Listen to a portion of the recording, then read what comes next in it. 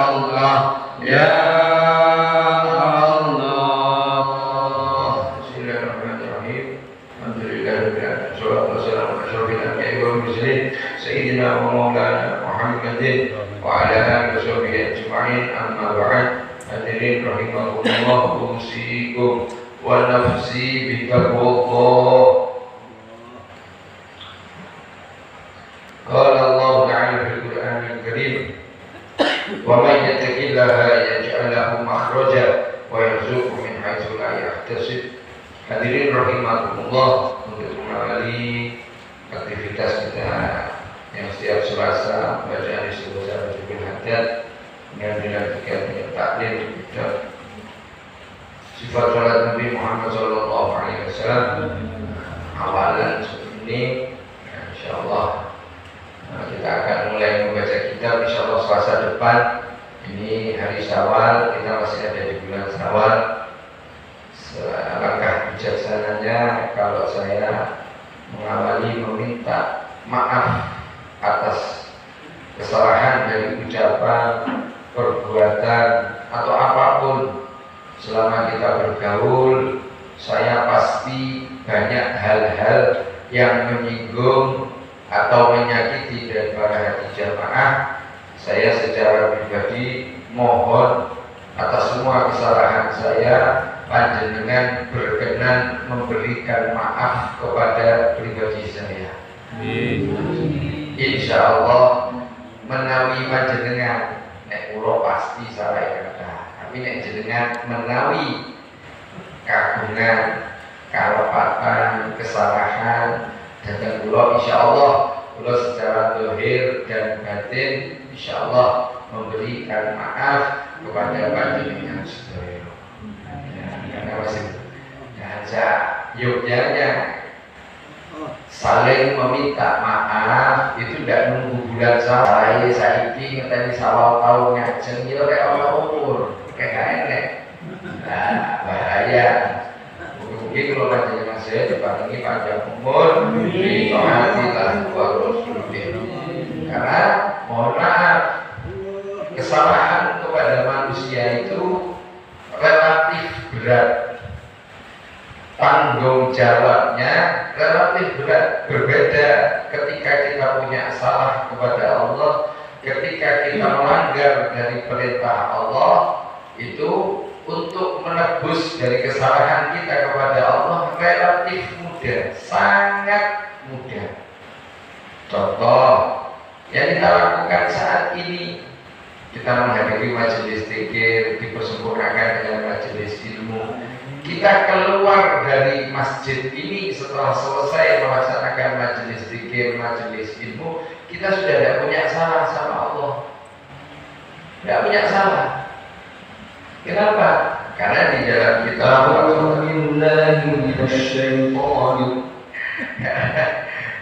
di dalam sifat salat Nabi, kitab sifat salat Nabi itu disebutkan dari Sayyidina Abu Hurairah. Yang mulia baginda Nabi Agung Muhammad SAW bersabda, Allah mempunyai malaikat-malaikat yang tugas dari malaikat ini berjalan-jalan. di atas muka bumi. Jalan-jalannya malaikat ini adalah mencari majalisul dzikir, termasuk majelis ilmu. Dan ketika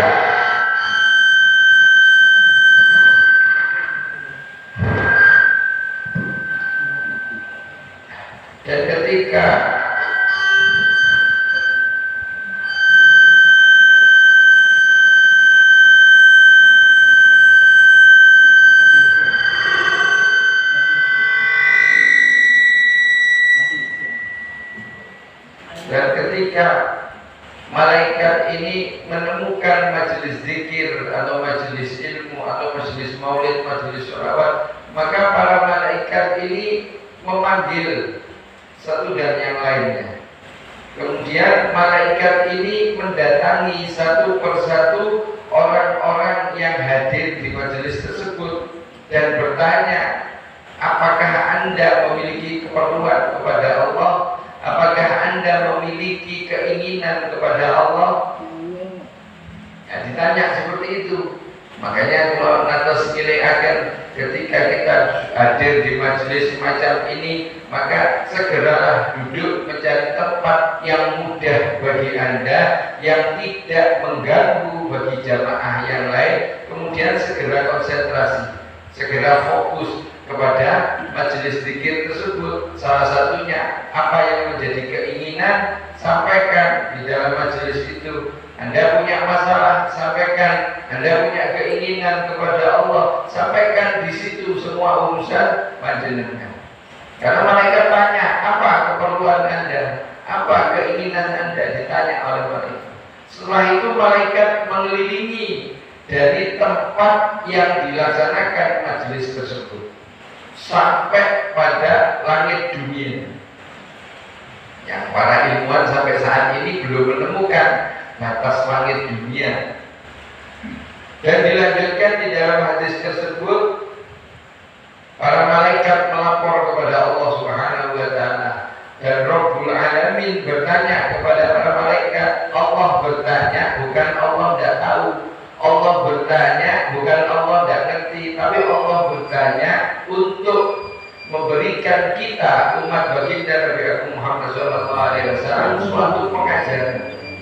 Jadi bahasa saya, pulau paling panjenenganku umat sing paling enak istilahnya nglakoni ujian wis dikei bocoran. Nah, pertanyaannya, Anda mau tidak memperhatikan bocoran-bocoran yang diberitahukan oleh baginda Nabi Muhammad SAW? Allah bertanya, apa yang dilakukan hambaku? Bukan Allah tidak tahu, Allah tahu. Allah punya sifat maha tahu, Allah maha mendengar. Banyak kesempurnaan daripada sifat-sifat Allah. Tanyanya Allah ini bukan Allah tidak tahu, tapi memberikan pengajaran kepada kita. Kemudian malaikat mengatakan, manusia-manusia itu mengagungkanmu ya Allah. Mereka berzikir kepadamu, mereka bertakbir, mereka bertahmid, mereka tahlil. Ya. Kemudian Allah Subhanahu wa taala bersumpah di hadapan para malaikat, isyhadu ya malaikati anni ghafartu lahum. Saksikan malaikat, anni Allah Subhanahu wa taala memberikan ampunan kepada mereka semua. Semua. Apa anak kecil yang datang. Kemudian ada malaikat yang instruksi, ya Rob, itu tadi di bacaan hujan ada orang yang niup berteduh, bukan golongan dari mereka, bukan dari golongan orang-orang yang berzikir. Mereka cuma duduk duduk di depan niup karena hujan. Allah mengatakan kepada malaikat, semuanya ghafartu lahum. Jadi meskipun orang-orang yang tidak ikut zikir, tapi mereka berada di tempat yang sama, maka dimasukkan oleh Allah satu kelompok, satu golongan. Siapa? Ahlu zikir, orang-orang yang berzikir.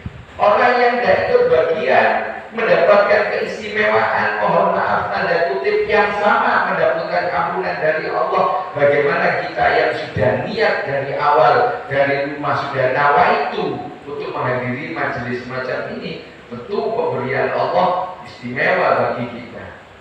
Istimewa itu. Yang tidak niat saja sudah dihukumi satu golongan. Bagaimana yang sudah berniat, sudah menata hatinya untuk duduk di majelis zikir. Makanya guru saya pribadi mengatakan perbanyak niat bagus. Itu yang membedakan nanti kita.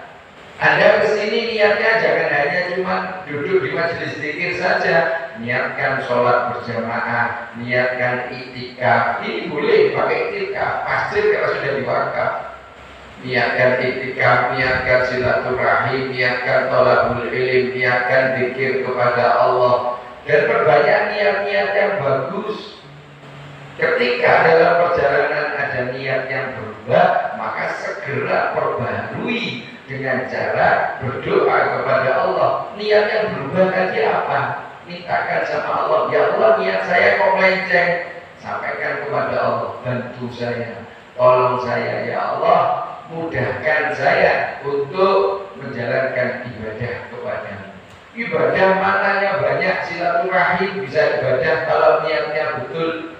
Bahkan di sini disediakan kopi, istimewa tambahan itu. Nah, kalau es nggak ada hadisnya, cuman Rasulullah itu senang minuman yang dingin. Rasulullah suka minum yang dingin. Nah, kalau kopi ada memang. Baru saya ceritakan ya. Nah itu relatif mudah untuk mendapatkan ampunan dari Allah Subhanahu wa Ta'ala. Akan tetapi ketika sesama manusia hakul adab, ini yang agak repot.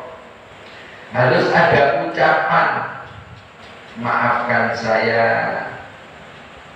kalau punya kesalahan. Apa salahnya?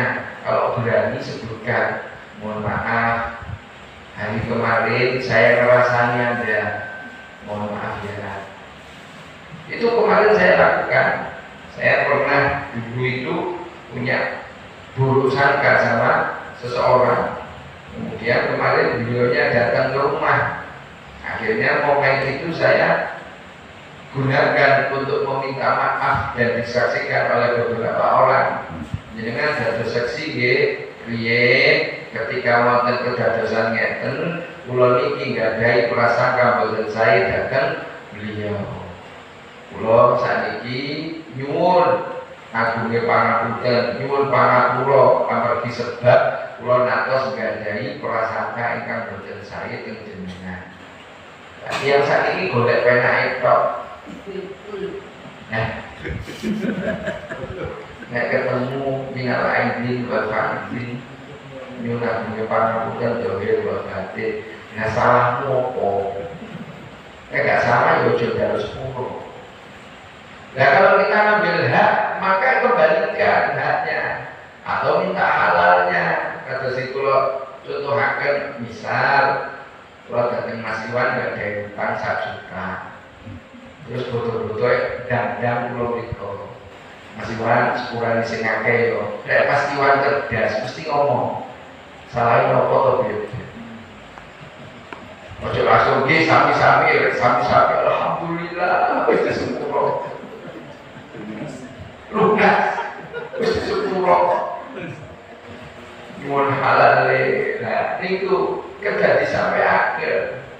Bahkan ketika kita membuka kesalahan yang pernah kita lakukan kepada seseorang, ini bisa jadi nantinya akan lebih harmonis hubungannya, akan timbul mahabbah, akan timbul kasih sayang. Oh iya, tidak apa-apa, saya dulu juga pernah ngerasani jenengan, dia tahu langsung buka kabel.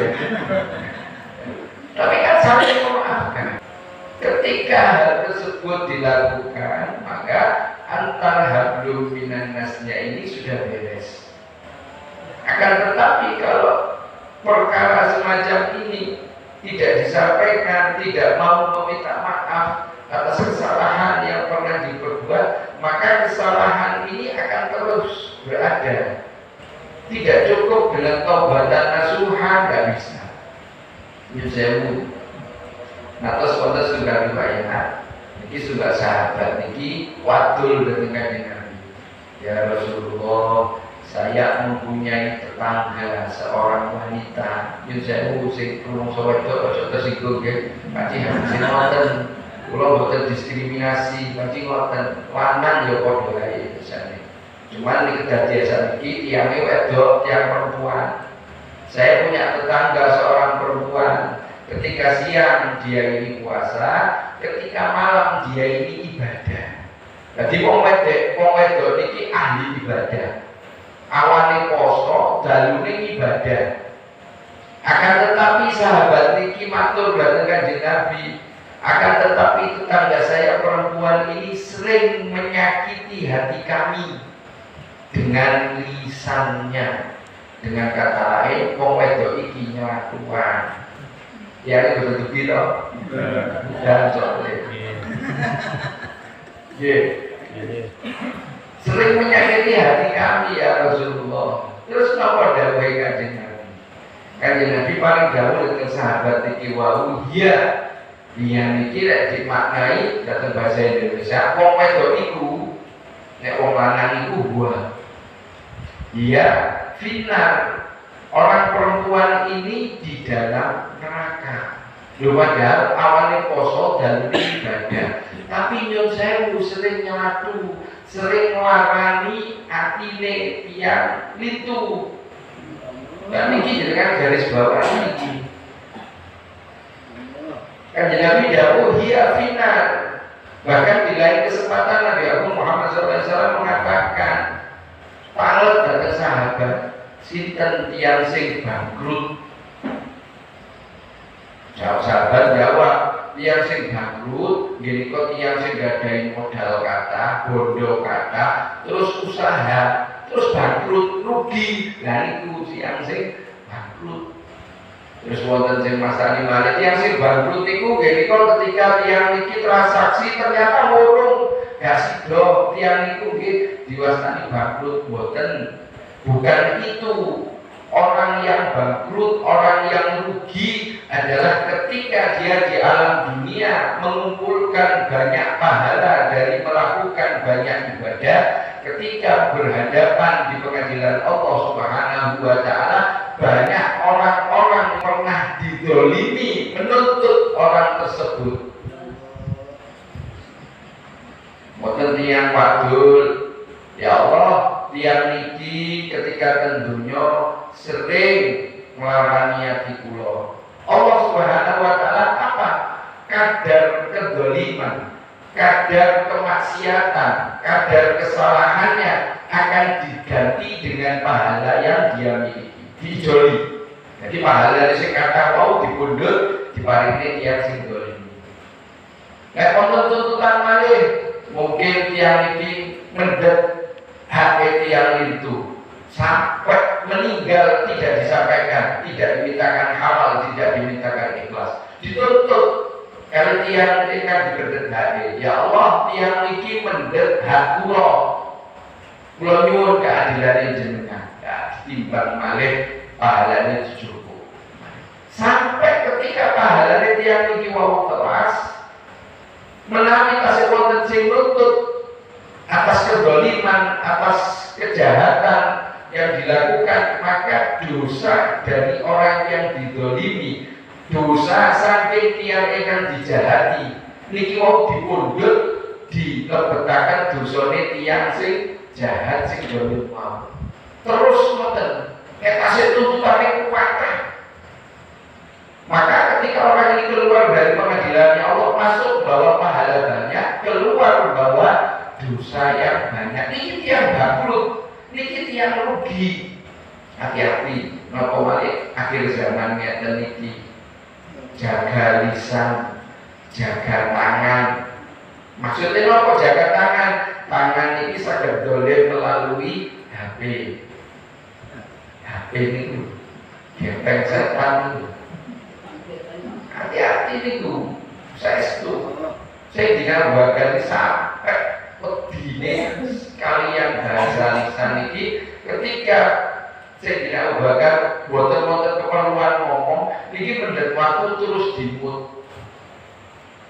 Nek ditareti waktune didane dijawab bakdo dilebetaken malih. Hati-hati. Makanya nyun sewu jenengan raosaken, lek jenengan ngrasani tiyang niku kan enak, ate mandek iki lho angel. Lek kalau bocor mandek digolekno bahan meneh. Digolekno bahan. Nek perlu dibrowsing lho. Hati-hati, saya setuju. Nah, bahayanya dosa, kesalahan, kedoliman yang dilakukan dengan sesama manusia tidak bisa terhapus dengan taubatan nasuha. Ayo momen ngeten iki